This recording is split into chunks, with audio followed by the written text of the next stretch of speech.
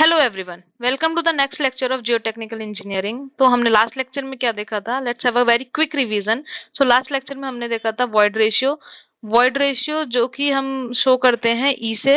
The symbol is represented by E. और इसको कैसे डिफाइन करते हैं कि volume of voids with respect to volume of solids of the soil। तो इसको हमने कैसे डिफाइन किया था कि volume of voids with respect to volume of the solids of the soil। whereas the next topic was porosity। हमने porosity को भी देखा था, जिसको हमने डिफाइन किया था कि volume of voids with the total volume of the soil। It is also represented by like n। and the third one topic we have seen degree of saturation, जिसको हमने degree of saturation देखा था कि voids में कितना water present है। हमने इसको s से शो किया था, s से डिनोट किया था। it can be zero। हमारा ये जीरो किस कंडीशन में होता है? जब हमारा ड्राई कंडीशन थी। और वहीं पे it can B also one.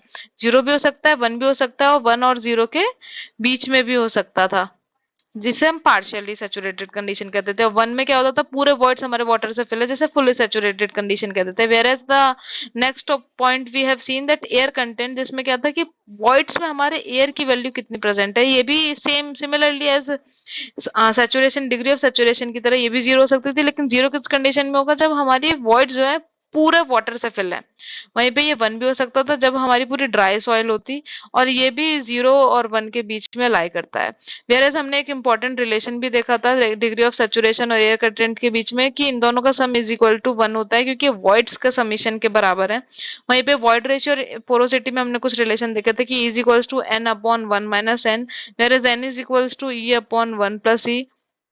So now let's begin with the next topic, that is percentage of air words.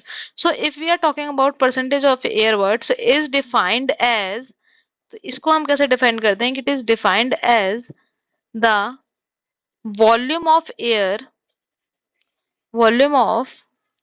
voids with respect to the volume of soil। जब हम वॉल्यूम ऑफ सॉइल के respect में जब air voids को, solids नहीं, हम किसके respect में कर रहे हैं? वॉल्यूम ऑफ सॉइल के रिस्पेक्ट में जब एयर वॉइड्स को हम लिखते हैं तो उसी को परसेंटेज ऑफ एयर वॉइड्स कहते हैं, जिसका सिंबल ये है। And it is can be written as volume of air void with respect to total volume of the soil. ठीक है। वहीं पे अगर हम इसकी रेंज की बात करते हैं, तो अगर हम रेंज की बात करें तो क्या ये जीरो के इक्वल हो सकता है? तो हाँ, ये जीरो के इक्वल हो सकता है। जब हमारा volume of air voids zero के इक्वल हो जाएगा तो मेरे Na की वैल्यू भी जीरो के इक्वल जाएगी। और ये कब इक्वल होगा? जब मेरे सारे वर्ड्स वाटर से फिल हो जाएंगे, उस कंडीशन में मेरा एयर वर्ड जीरो के इक्वल हो जाएगा और परसेंटेज एयर वर्ड्स भी हमारे जीरो के इक्वल हो जाएंगे। वहीं पे अगर हम बात करते हैं क्या ये वन के इक्वल हो सकता है, तो नहीं, क्योंकि total volume will be is equals to volume of words plus volume of solid. Whereas solids कभी जीरो नहीं हो सकते, और वर्ड जीरो हो जाएंगे तो वो रॉक फुल हो जाएगा। तो ये कभी भी वन के इक्वल नहीं हो सकता। तो रेंज कहाँ से कहाँ वेरी करती है? जीरो के इक्वल हो सकती है और उससे ग्रेटर हो सकती है, जीरो के इक्वल हो सकती है, उससे ग्रेटर हो सकती है, और वन से स्मॉलर हो सकती है। Now we are going to discuss the next topic, that is relation between Na N और Ac। तो मैं Na जो अभी हमने देखा था परसेंटेज एयर वॉइड्स, उसको किस तरीके से शो कर सकती हूँ? It will be volume of air voids upon total volume of the soil. अगर मैं वॉल्यूम ऑफ वॉइड्स का ऊपर नीचे मल्टीप्लाई कर दूं तो कोई प्रॉब्लम तो नहीं होनी चाहिए। तो अब देखिए, volume of air voids with respect to volume of voids, इसको हम किससे शो करेंगे? एयर कंटेंट से, करेक्ट। वहीं पे अगर मैं बात करती हूँ कि volume of void with respect to total volume of the soil, it can be defined as porosity. तो यहाँ से हमें एक और रिलेशन मिलता है, जो कि क्या है? Percentage air voids will be is equals to, it is a product of air content का प्रोडक्ट विद एयर कंटेंट का product into the porosity, correct. तो हमें एक नया रिलेशन मिला कि percentage air voids is equal to air content into porosity. Okay, so let's move on the next topic, that is unit weight and density of the soil, correct। तो unit weight अभी हम पहले भी एक बार देख चुके हैं कि यूनिट वेट और मास में क्या डिफरेंस है। तो वेट एक तरीके की फोर्स की यूनिट है। Weight will be is equals to, अगर मैं वेट को डिफाइन करूं तो वो किसके इक्वल होगा? Mass into acceleration due to gravity, acceleration due to gravity, जिसको हम स्मॉल जी से शो करते हैं। तो जैसे जैसे ग्रेविटी की वैल्यू कहीं पे चेंज होगी, जैसे अर्थ पर जी है अगर, तो मून पे जाते हैं तो जी बाय 6 हो जाती है, तो वेट चेंज होगा, but mass is a very constant unit. तो weight is equals to mass into acceleration due to gravity, correct. तो वहीं पे अगर हम बात करते हैं डेंसिटी और यूनिट वेट की, तो डेंसिटी को किससे शो कर सकते हैं? Density is shown by rho, rho is equal to mass upon volume. Where अगर मैं यूनिट वेट की बात करूं तो वो गामा से शो करते हैं और वो होता है weight upon volume. Now weight upon volume it is, so weight can be written is mass into acceleration due to gravity, जैसे अभी हमने देखा, और अपॉन वॉल्यूम, करेक्ट। तो gamma is equal to mass into g upon volume, whereas mass upon volume को अभी हम क्या लिख सकते हैं? रो लिख सकते हैं। So it can be written as gamma is equal to rho into g. तो हमारा एक बहुत इंपॉर्टेंट रिलेशन यहाँ से निकल के आता है कि unit weight is equal to density into acceleration due to gravity. वहीं पे अगर हम बात करते हैं वाटर की यूनिट्स की, तो let me make a straight line. तो अगर हम वाटर की डेंसिटी की बात करते हैं तो वाटर की डेंसिटी क्या होती है? 1000 किलोग्राम पर मीटर क्यूब। अगर ये एमकेएस यूनिट में होती है, अगर मुझे इसे ग्राम पर सीसी में चेंज करना है तो क्या करेंगे? 1000 × 1000 ग्राम में चेंज हो गया। वहीं पे metre, 1 metre is equal to 100 centimetre, तो 100 का क्यूब इंटू सीसी, करेक्ट। तो अभी इसको देखेंगे तो ये सारे कैंसिल हो जाएंगे, तो ये आ जाएगा 1 ग्राम पर सीसी। ये किस यूनिट में? सीजीएस यूनिट में। और ये किस यूनिट में? हमारी एमकेएस यूनिट में। तो वाटर की डेंसिटी की बात करते हैं तो अगर हमारा एमकेएस यूनिट में लिखना है तो किलोग्राम पर मीटर क्यूब, 1000 किलोग्राम पर metre cube. Whereas when we are talking about CGS unit, तो ये किसके इक्वल हो जाएगा? हमारा 1 ग्राम पर सीसी के इक्वल में। वहीं पे well when we talk about unit weight of water, अगर मैं गामा डब्ल्यू की बात करती हूँ, गामा डब्ल्यू ऑफ वाटर, तो क्या हो जाएगा? रो डब्ल्यू इंटू जी। तो रो डब्ल्यू इंटू जी हो जाएगा, तो इसको क्या बोलेंगे हम? 1000 इंटू 9.81, जो कि किसके इक्वल हो जाएगा? 9810 न्यूटन पर मीटर क्यूब। वहीं पे अगर मुझे इसे किलो न्यूटन में चेंज करना है तो 1000 से डिवाइड करना पड़ेगा, तो 9.81 किलो न्यूटन पर metre cube.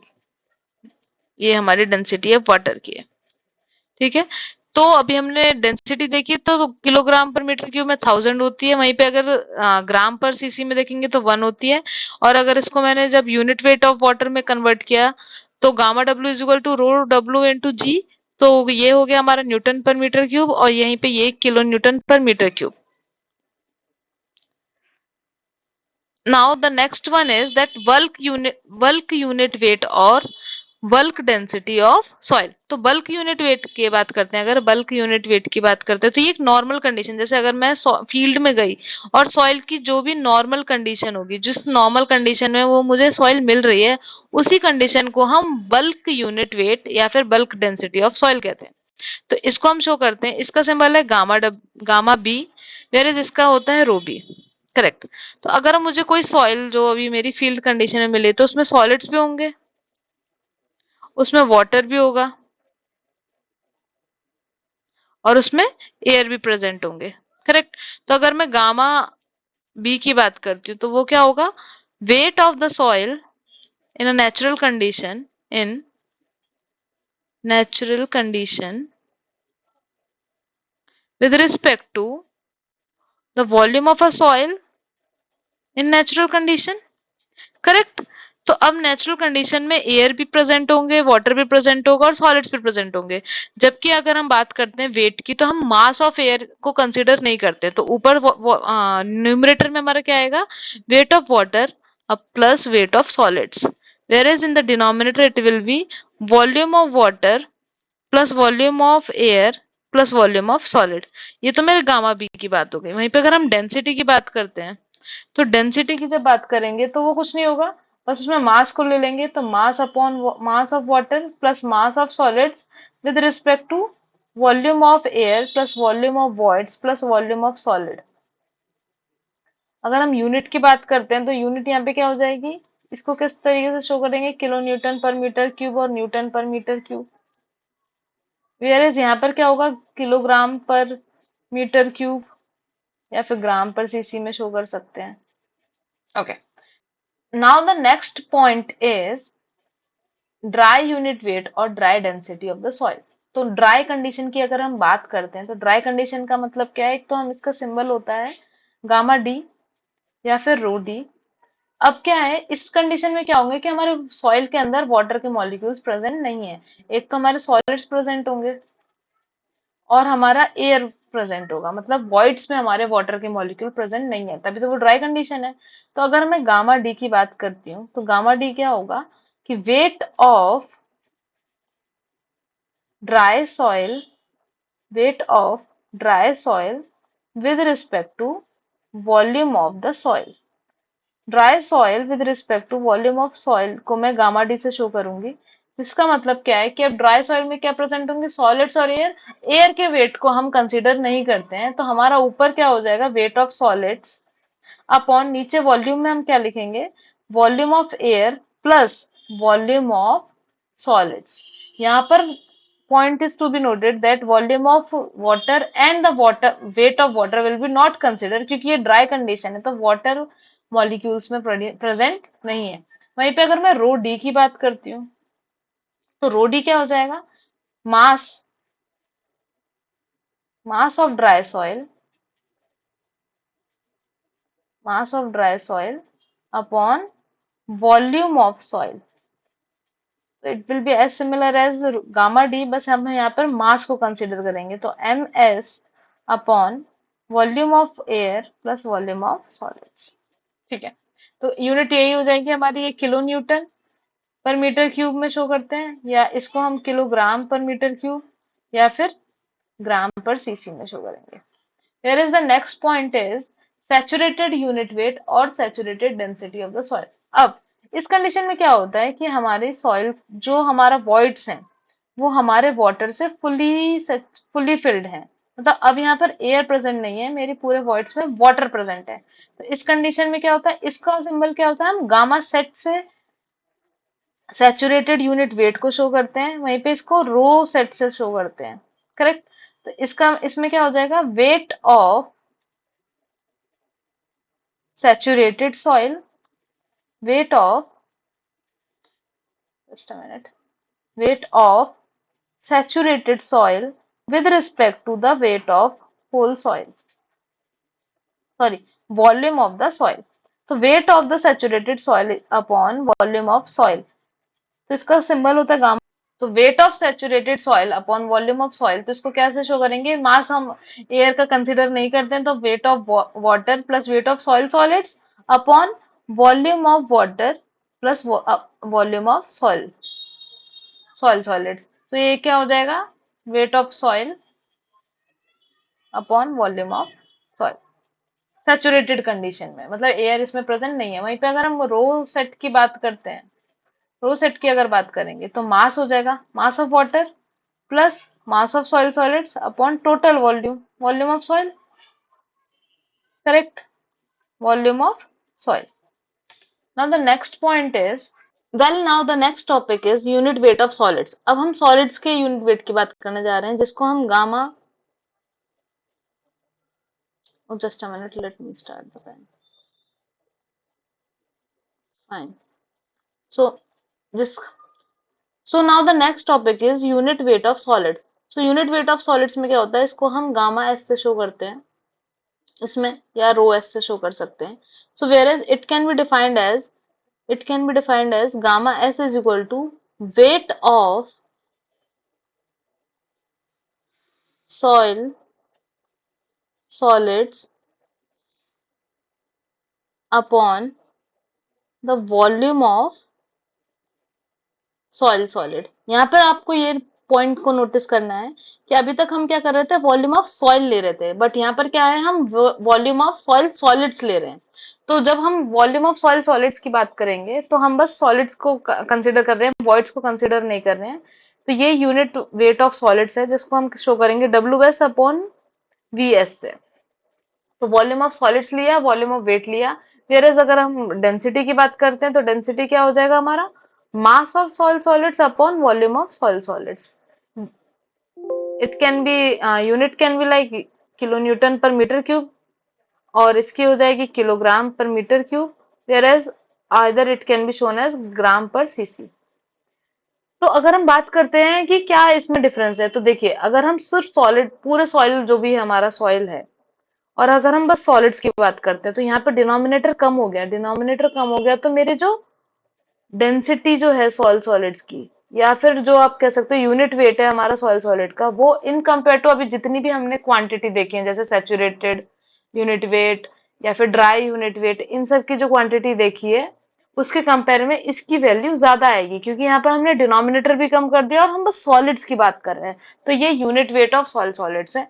Whereas the next point is, देखिए जैसे अब हमने एक चीज देखी, मान लीजिए कि क्वेश्चन में ये लिखा है कि the saturated soil has bulk density of. अब देखो दो पॉइंट देखा था, एक तो हमने देखा था कि बल्क डेंसिटी क्या होती है, वहीं पे हमने दूसरा पॉइंट देखा सैचुरेटेड डेंसिटी। तो अगर क्वेश्चन में इस तरीके से लिखा है कि the saturated soil has bulk density, तो आप क्या कंसिडर करोगे कि क्या ये बल्क डेंसिटी गिवन है, क्या ये बल्क डेंसिटी है, या फिर ये गामा सैचुरेटेड है, आपको ये सोचना है, तो कंफ्यूजन हो जाएगा। तो ये क्या कहना चाहता है कि सॉइल मेरी किस कंडीशन में, सैचुरेटेड कंडीशन में है, जिसमें, और हम बल्क डेंसिटी में क्या बोलते हैं कि किस नॉर्मल कंडीशन में गिवन है। इसका मतलब मुझे ये गामा सैचुरेटेड गिवन है कि गामा सैचुरेटेड की वॉल्यूम वैल्यू क्या है, 19.5 किलो न्यूटन पर metre cube. Where is the condition of the soil is, soil की कंडीशन क्या है कि वो सैचुरेशन फॉर्म में है। वहीं पे जब हम दूसरे क्वेश्चन की बात करेंगे, अगर दूसरे क्वेश्चन में इस तरीके से लिखा है कि the dry soil has a bulk density of 17 kilo newton पर मीटर क्यूब, तो अब पहली बात तो कंडीशन क्या है, मेरी सॉइल की कंडीशन क्या है, बल्क का कंडीशन में क्या बात करते थे हम कि वो नॉर्मल किस कंडीशन में, तो अब मेरी सॉइल किस तरीके से है, ड्राई कंडीशन में है। मतलब कि ड्राई कंडीशन का मतलब क्या है कि वॉइड्स में मेरे वाटर प्रेजेंट नहीं है। तो अभी मैं इसको क्या बोलूंगी कि मुझे किसकी वैल्यू गिवन है, हमें गामा डी की वैल्यू गिवन है कि वो 17 किलो न्यूटन पर मीटर क्यूब है। Whereas the next condition is the saturated soil has dry density. अब क्या बोल रहा है कि ये गामा सेट गिवन है, ये गामा ड्राई गिवन है कि saturated soil has dry density, मतलब कि सैचुरेटेड सॉइल है। इसका मतलब क्या है कि मैं देखियो गामा डेंसिटी, ड्राई डेंसिटी क्या होता है, जब वाटर कंटेंट नहीं होगा, मतलब वाटर मॉलिक्यूल में नहीं प्रेजेंट होंगे, और जब वो एयर ड्राई कंडीशन में होगी तो ड्राई डेंसिटी की बात कर रहे हैं। तो सेल सॉइल सैचुरेटेड हो या ना हो, हमें तो ड्राई डेंसिटी निकालना है, तो उसमें क्या है, हम वेट ऑफ सॉलिड्स निकाल लेंगे अपॉन वॉल्यूम ऑफ सॉलिड्स कर लेंगे। इसका मतलब क्या है कि सॉइल मेरी सैचुरेटेड है, लेकिन उन्होंने एक कंडीशन दे रखी कि जब वो ड्राई होगी तब उसकी वैल्यू क्या होगी। आई होप समझ में आया कि पहली कंडीशन में क्या है कि सॉइल मेरी सैचुरेटेड है, और नॉर्मली जब बल्क कंडीशन को बोलते हैं कि किस कंडीशन में प्रेजेंट है, तो गामा सेट गिवन है, वहीं पे ये ड्राई कंडीशन में गिवन है। तो और अब ये बोल रहा है कि सॉइल सैचुरेटेड है, बट जब वो ड्राई हो जाएगी तो उसका गामा क्या होगा, ये मेरे को क्वेश्चन में गिवन है। तो क्वेश्चन में इस तरीके की लाइन गिवन होगी, तो आपको ये पकड़ना है कि वो वैल्यू किसकी गिवन है। Now the next point is submerged unit weight, correct. तो अब एक पॉइंट होता है, एक होती है सैचुरेटेड और एक होता है गामा सबमर्ज्ड। तो गामा सबमर्ज्ड को इससे भी शो करते हैं और इसका सिंबल हमारा गामा डैश भी होता है। वहीं पर अगर रो होगा तो रो सबमर्ज्ड और रो डैश। ओके, तो अब देखो जैसे कि मेरा एक सॉइल है और वो फुल्ली वाटर से फिल्ड है, मुझे ब्लू कलर लेने दो, तो वो वाटर से फिल है फुली, ये वाटर से फिल है। वहीं पे अब मेरे सॉइल में सॉइल सॉलिड्स प्रेजेंट है, यहाँ पे मेरे सॉइल सॉलिड्स प्रेजेंट है। तो वाटर टेबल मेरा ऊपर राइज कर चुका है और यहाँ पे मेरे सॉइल सॉलिड प्रेजेंट है, तो ये इस कंडीशन को हम क्या बोलते हैं, सबमर्ज्ड कंडीशन। इसमें सॉइल सैचुरेटेड तो है, मतलब वाटर वॉइड्स में वाटर मेरे फिल्ड है, सॉइल सैचुरेटेड तो है, लेकिन वाटर टेबल मेरा राइज करके ऊपर चला गया, मतलब सॉइल से भी ऊपर है, सॉलिड से भी ऊपर पहुंच गया है। ये ये आप इसको हमने एक कंडीशन पढ़ी थी जिसमें सुपर सेचुरेशन, तो सुपर सेचुरेशन कंडीशन नहीं समझना है। मेरा ये जैसे सॉइल है और वाटर टेबल मेरा ऊपर राइज कर गया है, वाटर टेबल मेरा ऊपर राइज कर गया है, तो सॉइल सॉलिड्स यहाँ प्रेजेंट है, तो इस कंडीशन को मैं सबमर्ज्ड कहते हैं। जैसे कि इसको मान लीजिए ये मेरे सॉइल सॉलिड प्रेजेंट है, ओके, यहाँ पे मेरे सॉइल सॉलिड प्रेजेंट है। तो अगर आप now W set is acting in the downward direction, क्योंकि वेट हमारा नीचे लगेगा, पर हम आर्किमिडीज प्रिंसिपल क्या कहता है कि अगर वाटर में प्रेजेंट है तो एक बायोंसी फोर्स लगेगी, बायोंसी फोर्स ऊपर एक्ट करेगा। इसी वजह से हम अगर वाटर में जाते हैं तो हमें थोड़ा हल्का फील होता है। क्यों? क्योंकि वाटर एक हमारा वायंसी फोर्स एक्ट करता है। तो अब क्या होगा, ये जो सॉइल सॉलिड्स हैं पूरे, हमारे जो सॉइल का ये पूरा मास मैंने यहाँ पे शो किया है, इस पे एक बायंसी फोर्स लग रहा होगा अपवर्ड डायरेक्शन में, जो कि किसके इक्वल होगा, गामा, जिसको हम डब्ल्यू मान लेते हैं, डब्ल्यू मान लेते हैं, ये किसके इक्वल होगा, density of water into volume. Correct, okay. तो now unit weight of water into volume हो जाएगा ये। तो अब हमारा नेट वेट किसके इक्वलेंट होगा, नेट वेट क्या होगा, जो डब्ल्यू सेट मेरा डाउनवर्ड डायरेक्शन में लग रहा है माइनस ये जो बायंसी फोर्स की वजह से जो वेट हमें थोड़ी सी कमी देखने को मिलेगी वो। तो अब क्या होगा कि gamma set into volume, volume will be same, minus gamma डब्ल्यू इनटू वॉल्यूम।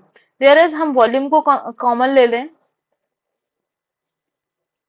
इसको मैंने वेट से शो किया है। अब ये क्या होगा, gamma submerged into volume, whereas volume will be similar. तो मैं इसको कैसे शो कर सकती हूँ, गामा मैंने कॉमन ले लिया, वॉल्यूम कॉमन ले लिया, तो वॉल्यूम से वॉल्यूम कैंसिल। तो यहाँ से मुझे क्या मिलता है कि gamma submerged is equals to gamma saturated minus gamma डब्ल्यू। ये बहुत इंपॉर्टेंट रिलेशन निकल के आया। तो गामा सबमर्ज्ड किसके बराबर हो गया, जो हम सैचुरेटेड यूनिट वेट निकालेंगे और जो हमारा वाटर का यूनिट वेट है उसको जब हम माइनस कर देंगे तो मुझे अपना ये गामा सबमर्ज्ड मिल जाएगा। Correct. Now the next point is, if the soil is submerged, will be saturated? And the next question is that if the soil is saturated, will it be submerged? तो अगर soil मेरी submerged है, जैसे अभी इस condition में देखा कि सॉइल मेरी सबमर्ज्ड है, तो क्या वो सैचुरेटेड है? यस ऑफ कोर्स, बिकॉज अभी हमने देखा कि सॉइल सबमर्ज्ड है तो वाटर फिल्ड है, वाटर फिल्ड है, वाटर फिल्ड है, इसका मतलब मेरे वॉइड्स में भी वाटर फिल्ड है, तो वो सैचुरेटेड है। बट वो बोल रहे हैं कि अगर सॉइल सैचुरेटेड है तो क्या वो सबमर्ज्ड होगी? तो इसके लिए मुझे ये कंडीशन, जैसे आप ये कंडीशन लीजिए, यहाँ पे मेरे सॉइल सॉलिड्स हैं। Just a minute, let me draw with another pen colour. Soil solids हैं, तो मेरे सॉइल सॉलिड्स प्रेजेंट है, सॉइल प्रेजेंट है इसमें मेरी। अब सपोज सडनली रेन हो गई, रेन हुई, रेन हुआ तो कुछ वाटर हमारा इन्फिल्ट्रेट करके अंदर जाएगा, तो कुछ वाटर हमारा इन्फिल्ट्रेट करके अंदर गया, तो यहाँ तक मेरा मान लो वॉइल, मेरा वाटर यहाँ तक फिल हो गया। तो मेरी जो इस पोर्शन तक की सॉइल है वो क्या हो गई, सैचुरेटेड हो गई। पर क्या ये मेरी पूरी सॉइल सबमर्ज्ड कंडीशन में मानी जाएगी? नहीं, क्योंकि यहाँ तक की जो वॉइड्स हैं वो तो वाटर से फुल्ड हो गए, तो ये मेरी क्या है, सैचुरेटेड कंडीशन तो हो गई। बट क्या मेरा जो वाटर टेबल है वो ऊपर राइज करके आ गया, जो इस कंडीशन में हमने देखा था कि वाटर टेबल ऊपर राइज करता है तब मेरी सॉइल सॉलिड जो है सबमर्ज्ड कंडीशन में मानी जाएगी। तो इस कंडीशन में क्या हुआ कि, उस कंडीशन में क्या हुआ कि हमारी सॉइल सॉलिड्स थे, वाटर, रेन हुई, रेनफॉल हुआ तो कुछ पानी मेरा इन्फिल्ट्रेट करके जो नीचे अंदर चला गया सॉइल में, और कुछ लेवल तक जो मेरे सॉइल सॉलिड्स प्रेजेंट थे उसके वॉइड्स में मेरा वाटर एंटर कर गया, तो मेरी सॉइल का क्या हुई, थोड़ी सी सैचुरेटेड हो गई। बट इसका मतलब ये नहीं है कि जो मेरा वाटर टेबल है वो बिल्कुल राइज करके ऊपर आ गया और मेरी पूरी सॉइल जो है वाटर टेबल, मतलब जो वाटर है उसमें इन्फिल्ट्रेट कर गई है, तो इसका मतलब ये नहीं है। तो ये कंडीशन जो कहना है कि इफ सॉइल इज सैचुरेटेड तो क्या वो सबमर्ज्ड कंडीशन में होगी, ये कहना हमारे लिए सही नहीं है, नो। बट यस, अगर वो मेरी सॉइल सबमर्ज्ड कंडीशन में, ऑब्वियसली जब वाटर टेबल ऊपर राइज करके आ गया, सॉइल पूरे जो उसके वॉइड्स हैं वो वाटर से फिल्ड हो गए, जब वो सबमर्ज्ड कंडीशन में है, तो ऑब्वियसली ये बात बिल्कुल करेक्ट है कि वो सैचुरेटेड भी होगी। आज हमने बहुत सारे यूनिट वेट्स देखे। अब हम नेक्स्ट नेक्स्ट वाले लेक्चर में specific gravity, absolute specific gravity, apparent specific gravity और कुछ इंपॉर्टेंट रिलेशन देखेंगे, और इन पे जो क्वेश्चंस हैं हम उन क्वेश्चंस को करेंगे, जैसे कि water content, void ratio, porosity, saturated density, हम ये सब पढ़ चुके हैं, तो इन पे जो भी अब क्वेश्चंस हैं हम उन क्वेश्चंस को करेंगे। For till then, thank you so much and keep sharing the lecture. Thank you so much for watching and giving your time.